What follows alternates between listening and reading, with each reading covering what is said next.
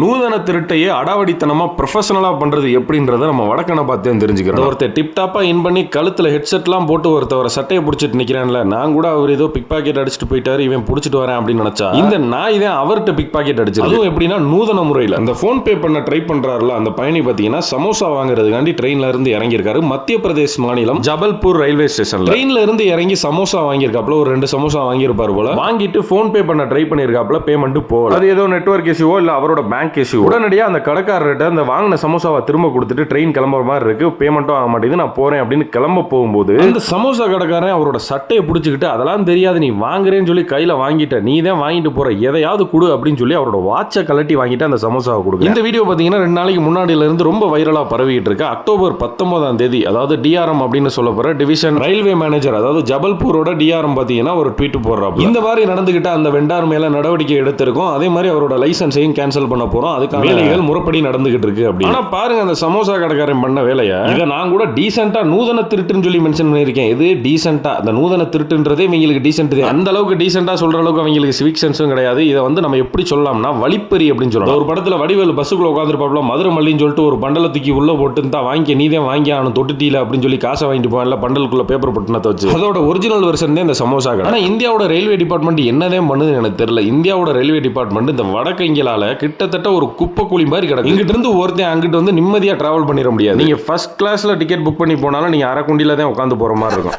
நக்கல்யா அவனுக்கு